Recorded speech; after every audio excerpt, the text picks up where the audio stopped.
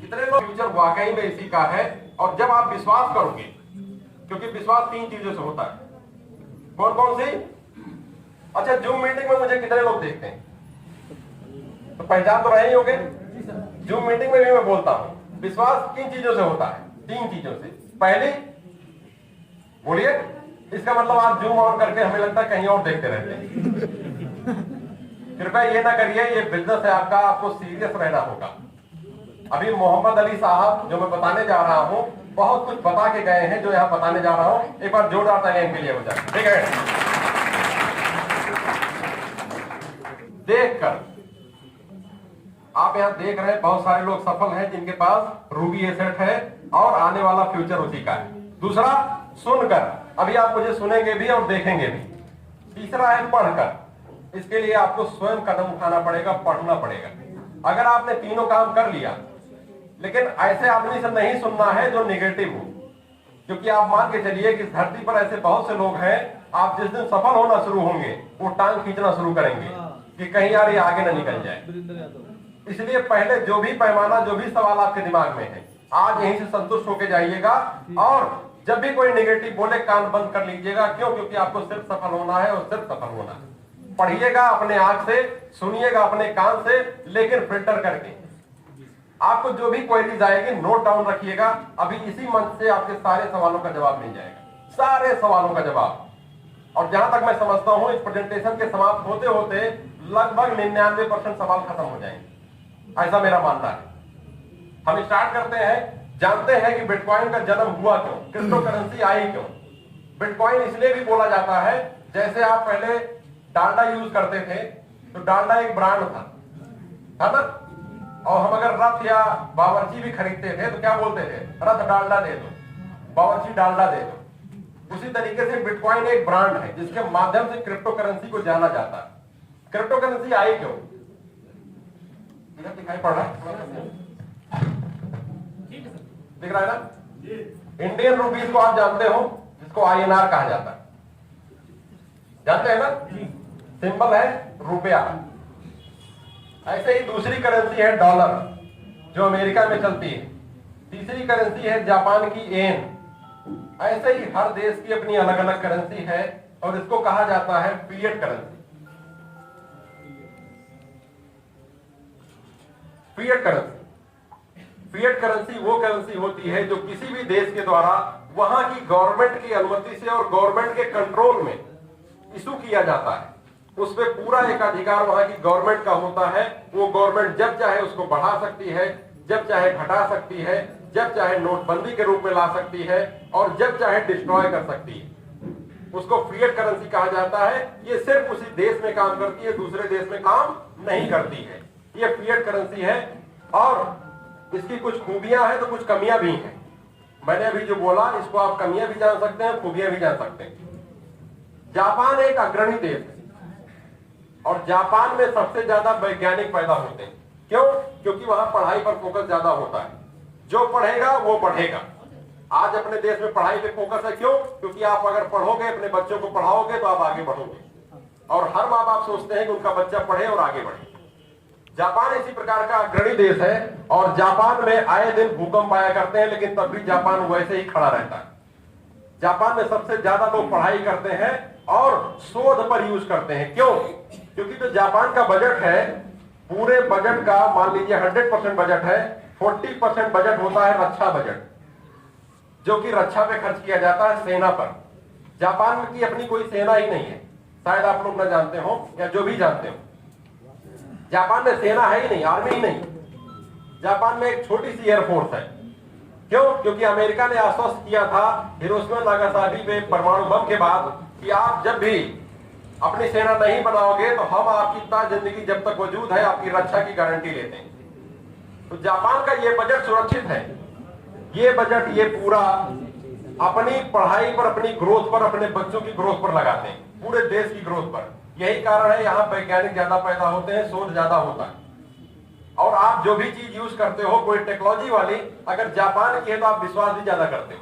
हम सभी लोग कि यार जापान की टेक्नोलॉजी है तो आगे होगी। क्यों? क्योंकि वो शोध करके बनाते हैं। यहीं के एक वैज्ञानिक हुए सतोशी नाकामोटो।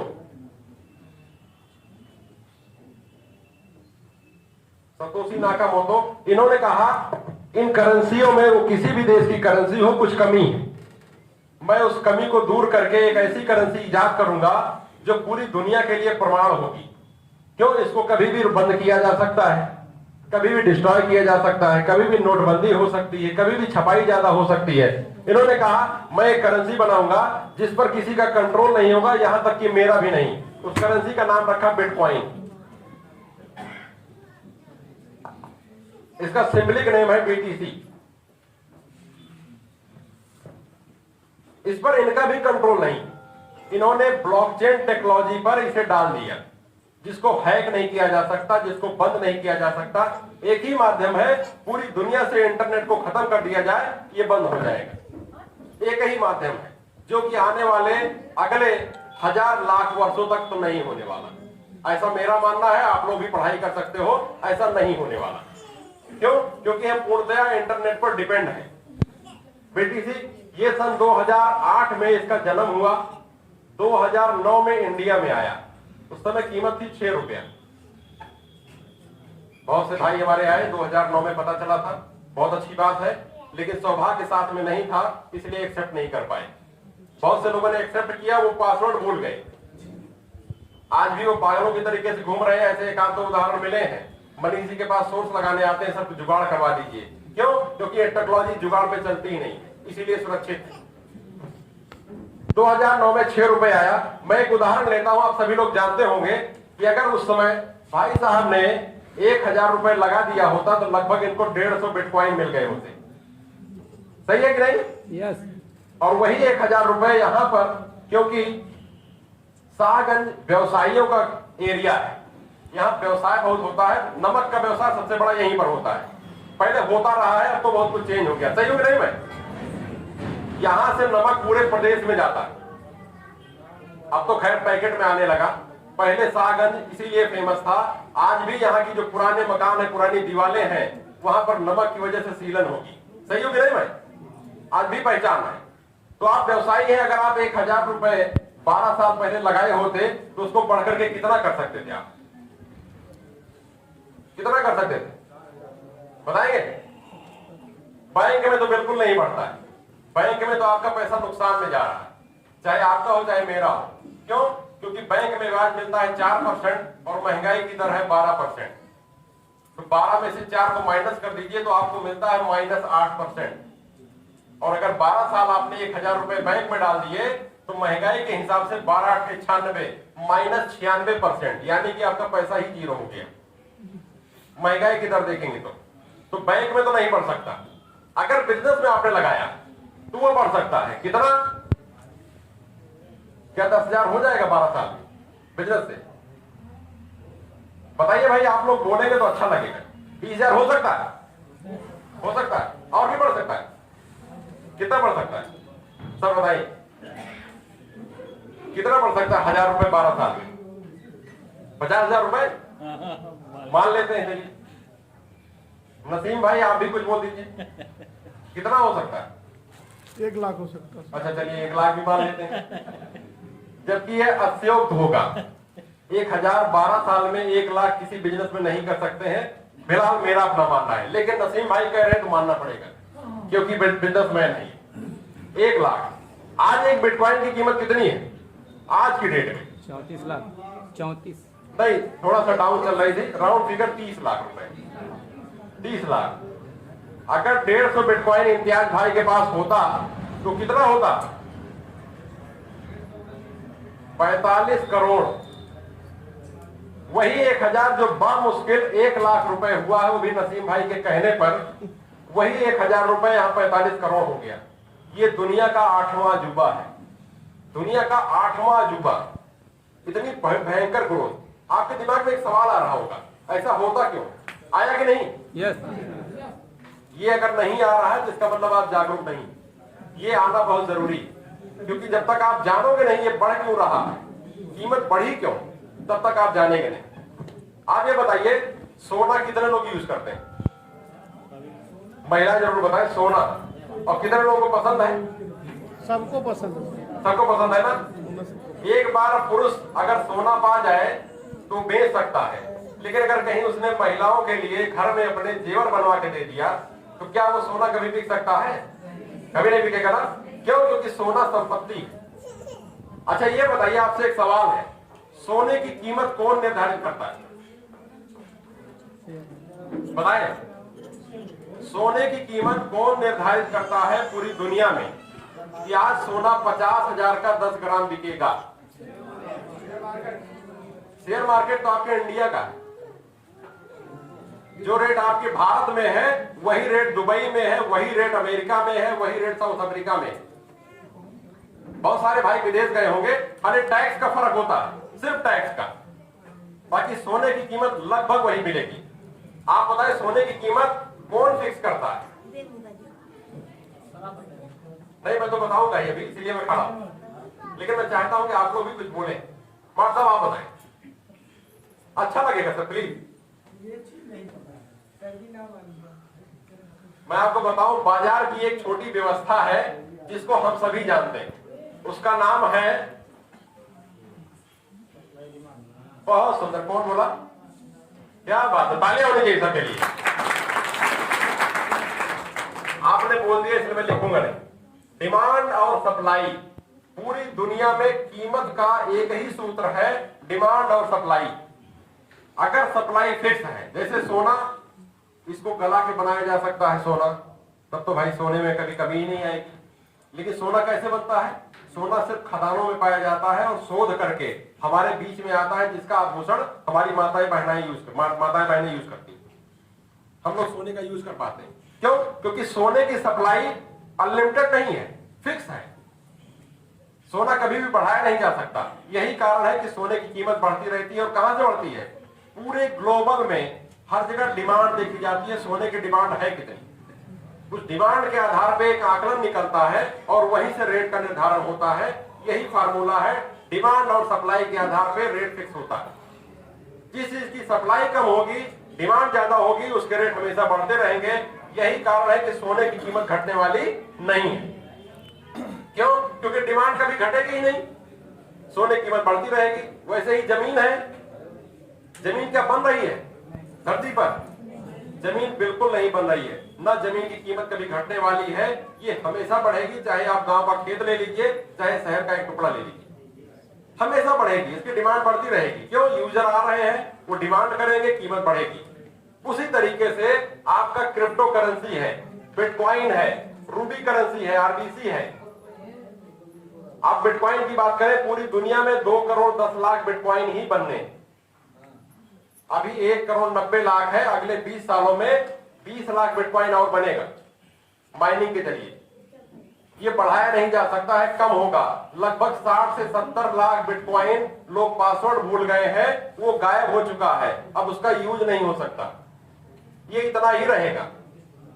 ऐसे ही अगर आज एक बिटकॉइन लेना हो तो हमें कितना पैसा लगाना होगा? अभी यहाँ किसी भाई ने बोला था, रहीम भाई ने, क्या आप एक बिटकॉइन खरीद सकते हैं? 30 लाख रुपए है आपके पास। जब से नोटबंदी हुई हमने लिक्विड रखना बंद कर दिए कि पता नहीं कब नोट रखे हो, शाम को हो जाए लीगल टेंडर खत्म, कागज का टुकड़ा हो जाए। तो हमने उसको प्रॉपर्टी में डाल दिया, सोना ले लिया, सोने के बिस्किट ले लिए, कहीं भी निवेश कर दिया। तो आपको कोई एक प्रॉपर्टी हटानी पड़ेगी, चाहे तो सोना हटाना पड़े, जेवर हटाना पड़े, कोई आपको जमीन बेचनी पड़े, तब आप एक बिटकॉइन ले पाओगे। लेकिन आज हमारे बीच में एक ऐसा अवसर आया है कि आप इसको बहुत ही आसानी से, जो मौका चूक गए, मैं भी चूका था, मुझे तो जानकारी नहीं मिली, लेकिन 16 में मिलने के बाद भी चूक गए। आज आपको जानकारी मिली है, आप चूकना मत, क्योंकि 10 साल के बाद जो भी भाई यहाँ बैठे हैं वो बताएंगे कि यार ये मौका मुझे मिला था, मैंने एक्सेप्ट किया, आज इसीलिए मैं सबसे टॉप पोजीशन पे हूं। उस मौके के बारे में चर्चा करते हैं। वो है क्या? रूबी करेंसी नामक एक मौका हमारे बीच में आया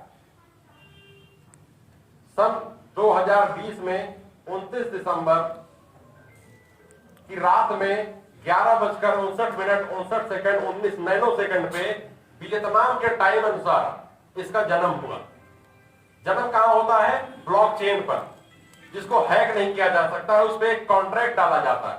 कभी भी आप कॉइन मार्केट का कॉइन जीको पर जाइए, जो सर्च इंजन है, आप वहां पर कॉन्ट्रैक्ट एड्रेस निकाल सकते हो, व्हाइट पेपर मिल जाएगा, आप इसकी पूरी रीडिंग करिए, उसको बदला नहीं जा सकता है। यही खूबी होती है। इसका जन्म हुआ, यहां तक समझ में आ गया आप लोगों को? समझ में आ रहा है क्लियर? 2020 को रूबी करेंसी के नाम से, जिसका सिंबलिक नेम है RBC, एक अवसर आया। इस अवसर की खास बात क्या थी? टोटल सप्लाई है 30 करोड़। कितने सालों में? ये 30 करोड़ अगले 20 सालों में बन करके हमारे बीच में आएगा। जब जब इसके ब्लॉक टूटेंगे, जैसा कॉन्ट्रैक्ट में पड़ा हुआ है, ये हमारे बीच में आएगा। शुरू में 4 करोड़ IPO पीरियड में आया। जैसे शेयर बाजार में IPO होता है, IPO जानते हैं आप लोग ना? क्या कहते हैं IPO को?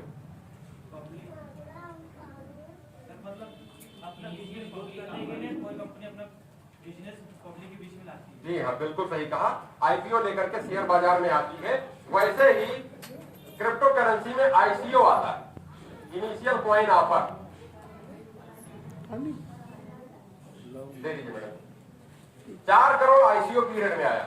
अब इसका जन्म हुआ जो सबसे महंगी ब्लॉकचेन के अंतर्गत आता है। यहां पर बर्निंग कॉन्ट्रैक्ट, दुनिया का पहला बर्निंग कॉन्ट्रैक्ट पे बना हुआ कॉइन है आपका RBC, जिसको रूबी करेंसी कहते हैं, रूबी एसेट कहते हैं। हम एसेट क्यों बोलते हैं? क्योंकि एसेट का दर्जा आपके भारत में मिला हुआ है।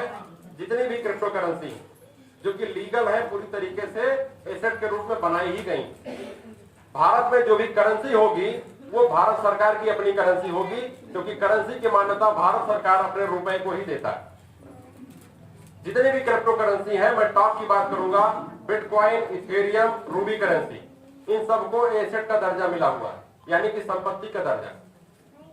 इस पर आप जो भी ट्रांजैक्शन करेंगे 1% अकाउंट से करते हैं तो आपको TDS देना होगा, और जो भी प्रॉफिट गेन करेंगे उस पर 30% टैक्स देना होगा।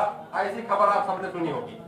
इस बार हमारे बजट में भी फरवरी है, ERC-20 पे बना 3 करोड़ 86 लाख कॉइन ICO में बिके।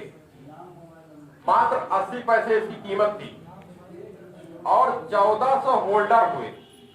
1400 लोगों ने 80 पैसे कीमत पर 3 करोड़ 86 लाख कॉइन खरीदे। अब ये जो 26 करोड़ बचा हुआ है, ये 26 करोड़ कॉइन अगले 20 सालों में 5% की दर से बाहर आएगा। हर साल कब आएगा? 29 दिसंबर 2021 को आ चुका है, ऐसा अगले 19 साल और आएगा। कितना आएगा? 5% होता है 1 करोड़ 30 लाख। इसके 2 पार्ट होंगे, 65 लाख और 65 लाख। पहला 65 लाख जिनके पास 3 करोड़ 86 लाख कॉइन है, इन सभी में एयर ड्रॉप हो जाएगा। कितने भाई यहां पर एयर ड्रॉप आ चुके हैं? सबने मजा लिया है। 16.66% एयर ड्रॉप सबको मिला है। फ्री का बोनस जो हर साल मिलेगा, कब तक? अगले 20 सालों तक, अगले 19 साल और आना है। परसेंटेज घट बढ़ सकता है, लेकिन ये 65 लाख हर साल एयर ड्रॉप होगा अगले 19 साल और बचा हुआ 65 लाख पूरे साल भर का बजट होता है, जो कि यूनिक होल्डिंग और रेफरल प्रोग्राम के अंतर्गत आता है। यूनिक होल्डिंग और रेफरल प्रोग्राम 80 पैसे में आया। कीमत कैसे बढ़ी? मुझे मार्च में पता चला 5 रुपए में। मैंने हल्का सा हाथ डाल दिया, हमने कहा चलो ठीक है, मनीष जी बहुत अच्छे मित्र हैं, चर्चा किया आपने, मुझे दे दिया। लेकिन मैं तब भी एक्टिव नहीं रहा, जिसका खामियाजा आज भी भुगतना पड़ रहा है कि मेरे पास जितना होना चाहिए उतना नहीं हो पाया।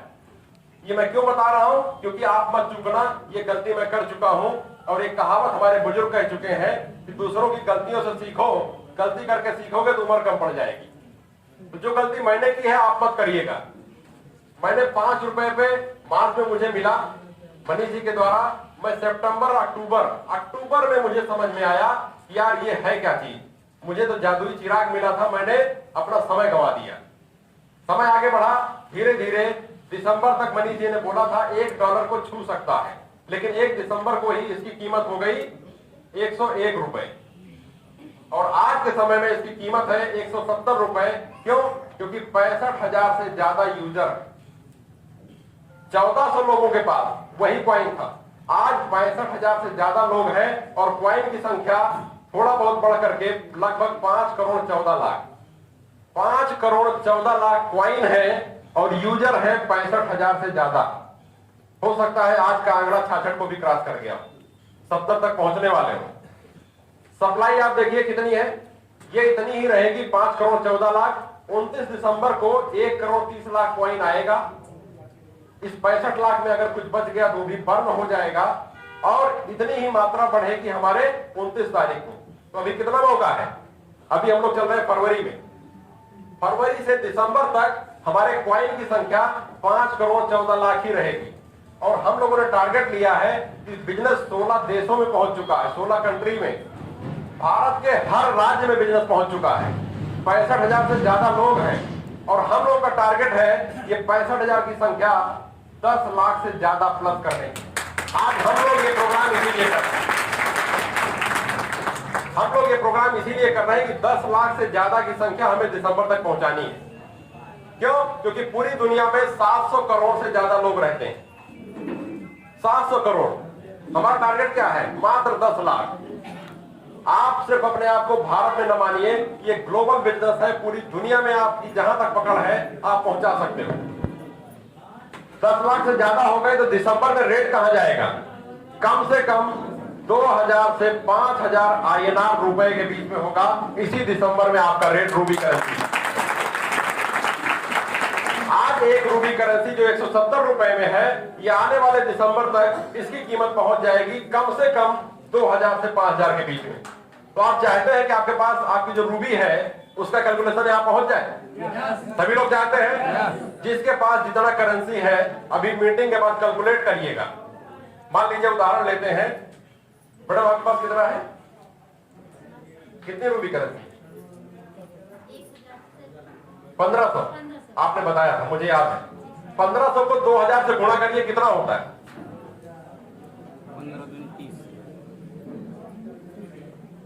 1500 गुणे 2,000, 30 लाख रुपए। यही बना? 30 लाख रुपए अगर आपके पास